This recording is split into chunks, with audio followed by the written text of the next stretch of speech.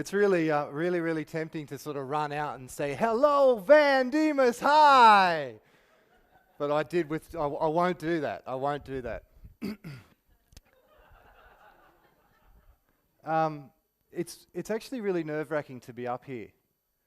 The concept of doing a TEDx talk it's a good idea at first, but it's a kind of, as it draws nearer, you're kind of thinking, man, I don't know, this is hard. So I think from all the speakers who've been sitting up there in the green room sharing that fear and that desire to perform, I'd like to thank all of the mentors who've really helped us along the way to consolidate our idea. And I hope I speak on behalf of all of the speakers that, and you guys know who you are, so I'm not going to name names, but thank you very much. I've got a 3.5-year-old daughter. And I'm not going to do the crocodile tears this early in the presentation, but when I pick her up every Friday afternoon, she's got something for me in her little backpack, sometimes several little presents, and I pull them out on some recycled cardboard or whatever it is, and it's little scribbles. And I kind of look and go, oh, okay, another one. And she's like, I did that for you, Daddy. They're her masterpieces. And I go, that's a masterpiece, darling. And then I think to myself, I wonder at what point in her life is society no longer going to tell her that they're masterpieces? In what point in her life are the pressures of our society going to say, you know what? Your cultural expression, your moments of self-love, your scribbles on the back of a recycled piece of paper aren't cool enough. And it kind of worries me. Because I believe that those scribbles on the piece of cardboard are representative of one of the most natural instincts that humans have, and that is self-love. Those moments of self-reflection, the ability to create and share our creativity with joy, we're born with that. But somewhere along the line, we're told that we're not really supposed to be behaving like that. It's only our, in many cases, big stars that are allowed to behave like that. So a little bit of Psych 101. And yes, at uni, I did go to a couple of Psych 101 classes. Ego and narcissism are two of the many words in the vernacular that have been bastardized.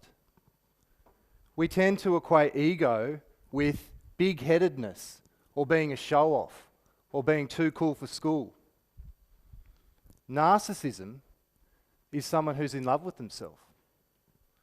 But if we're born with a balanced ego and we're able to practice that self-love, where along the line does that become wrong?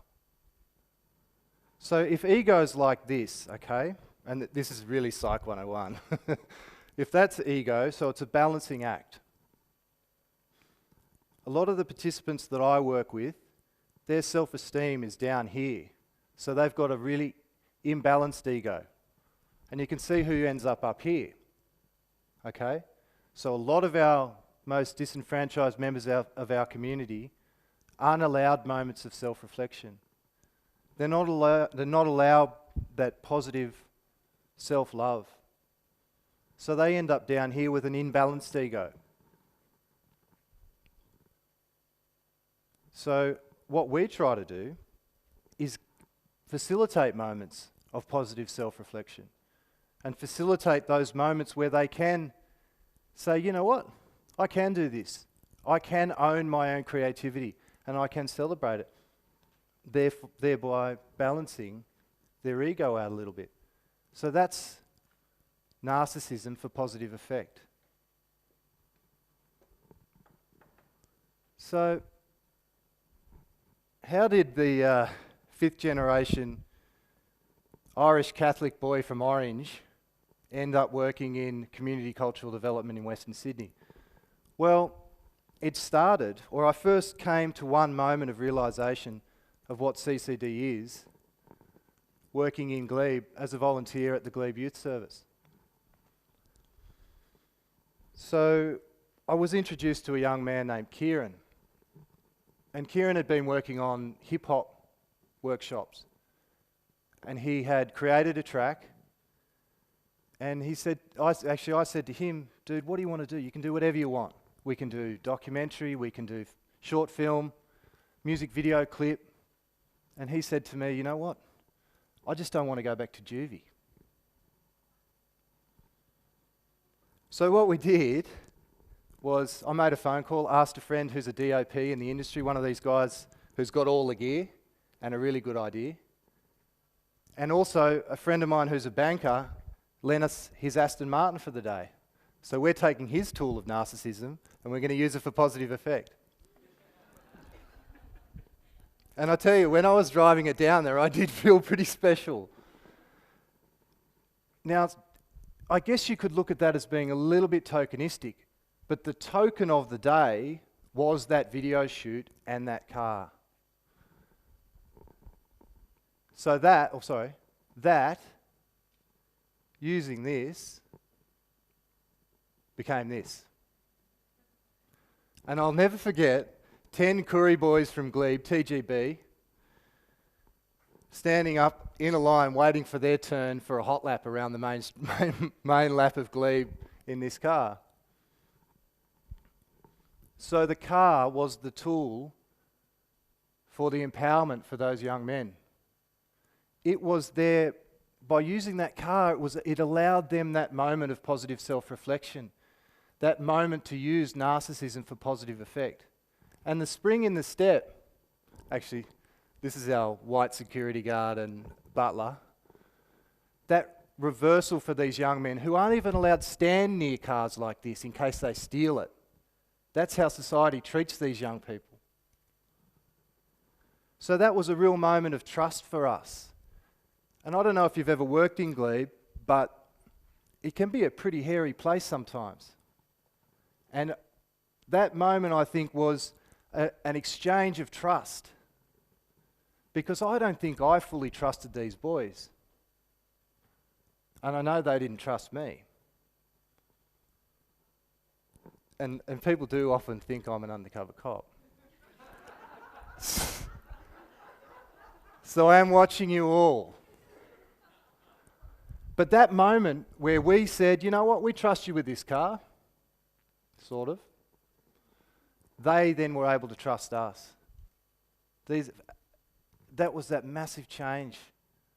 And for me personally, that was a moment where I was able to go, you know what? A bit of investment, a bit of trust, a bit of commitment can go a long way, because underneath this is something more like this. All right? And I'm really happy to say, Kieran, this is my brother Kieran here, he didn't go back to juvie. He's got a job and he's gigging regularly as a hip-hop artist. So big ups to Kieran. Yeah, give it up. What?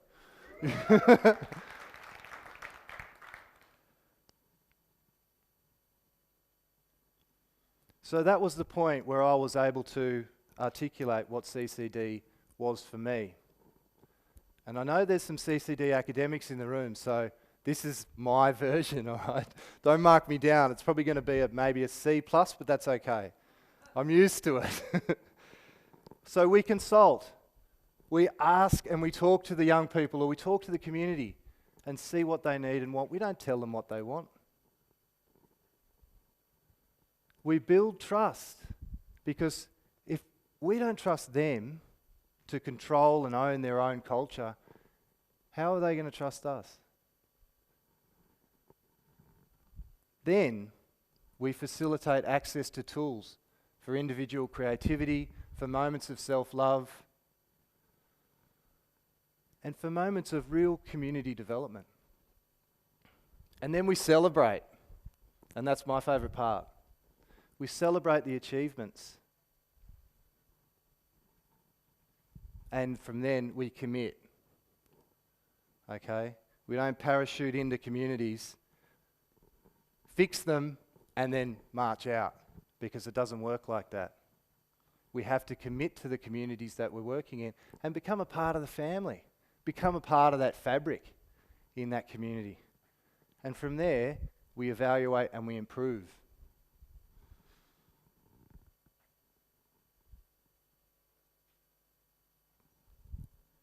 In many cases, in our mainstream media, our performers and cultural producers have become more commodified. So they've become more like a product. Yet, these are the reflections that we tend to be looking towards to define ourselves. And it's especially true with the young people that I work with. So, instead of taking moments to look at their achievement and to look at their strength, they're looking in magazines at images that have no real reflection of them, or communities that have no real reflection of their community, or these odd, often dysfunctional family units that have no connection to how their family operates, but yet they're told that their family's dysfunctional. So I'm sure I don't have to spell out the irony in the way this power is working.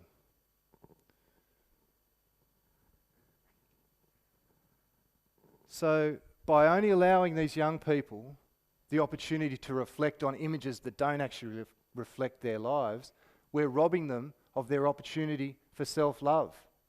We're robbing them of their opportunity for positive self-reflection.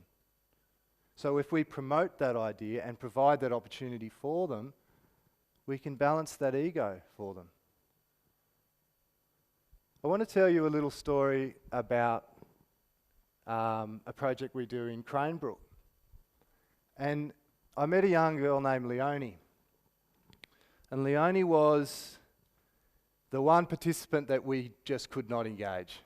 So we're working with a group of Koori kids using hip-hop, capital H-I-P, capital H-O-P, so hip-hop culture, not necessarily just recording tracks, but instilling ideas in young people, digital media, and digital creative works, digital stories with these young people.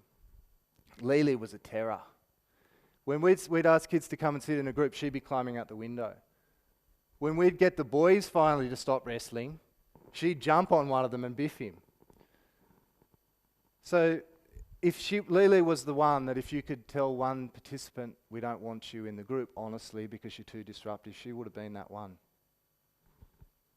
So we had to do something. So what we did, we took a camera, and we didn't take a little snappy camera.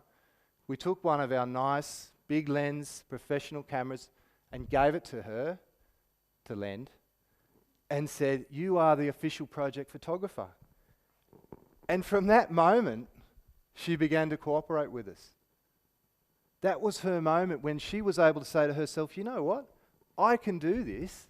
This isn't something for other members of the class. This isn't something for other people in the community. This isn't something that only white people can do. This is something that I can do." And she owned it. So now, our next project there in Cranbrook is called Off the Hook. And Lily is first to every session. She's bossing all the other kids around, especially the boys. She's like the little director, and she's extended her skill set, not just from photography, but from video and writing. So I want to show you, and I hope, this is two kids from Cranbrook.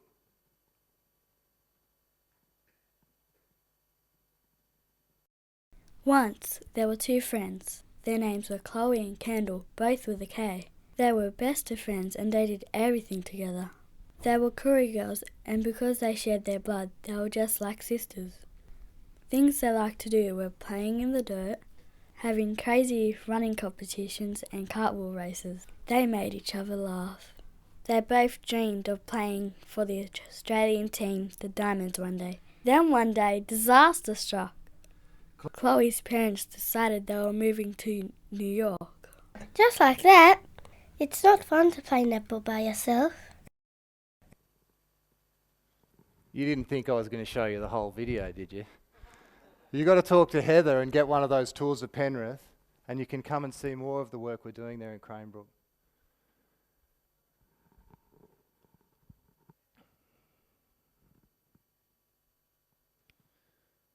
I've been very, very fortunate to have some really strong mentors in the last few years.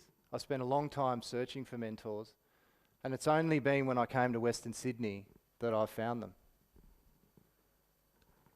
And I think some of them are in the room, and some of them are on maternity leave. But there's something about community cultural development in Western Sydney that makes you feel supported. So we're not just supporting our communities and our participants, but we're supporting our practitioners as well. I firmly believe that Western Sydney remain the world leaders in community cultural development practice, because personally, I haven't seen anything like it in anywhere I've been in my life. A lot of people say, you know, that Western Sydney's like a melting pot. I don't really buy that. I think Western Sydney's more like a really nice degustation menu. Every little part of that menu has its own integrity, has its own flavour, and needs to be tasted and experienced in its own right to make up part of the whole menu.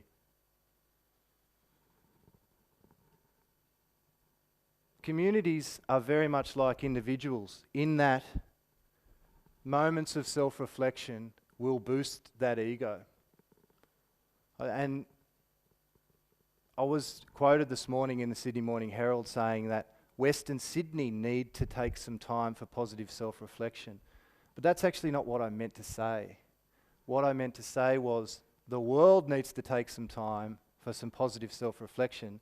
And if they can do that, they can then allow Western Sydney to take some time for positive self-reflection, and then they can take some time for positive self-reflection about Western Sydney. Now I'm going to do a little bit of narcissism for positive effect and show you a clip that encapsulates a lot of the work we do. My name is Crazy Connor, I do just what I want. Half black, half white, it doesn't even matter about your colour. I like my animals, man, they make me feel like a man. When I feel down, I turn into a snake, cause I can. I don't know if even the kids would realise how much they get out of the project. I mean, by the end of the project, you see how much confidence and that you know, has changed these kids. They wouldn't even realise that, but just for them alone, they get the opportunity to do all this cool stuff that they can go and tell their mates about, and you know, have this experience that not even their family members would generally have, and that's just amazing for them. John, our beatboxing guru, dig playing, art, jack of all trades, not a bad halfback. No, it's great. It's great. Showing the kids that they've got talents that they didn't think they had. It's encouraging them to be respectful of one another and everyone around them. Their attendance is picked up, their behaviour's picked up, just attitudes, just everything. Like the few of the boys that are out there, like we've got a few of them, I'm not going to name names, we've had problems with, but since this has started, it's just been fantastic. They've come around. This gum tree right here has been growing ever since my ancestors have been here.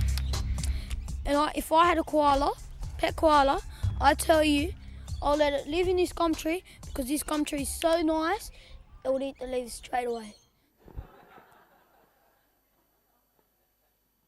So that's Connor, aka CJ the DJ. I just want to leave you with this last thought. When we do showcase events for these young people and they get the opportunity to see the work they've done, you can see them kind of squirming in their chair a little bit, but their eyes are like this. And there's a little glint in both eyes. And then you look behind them and their family is sitting there. And there's a little glint in both of their parents and family and community's eyes. That's narcissism for positive effect. Thanks.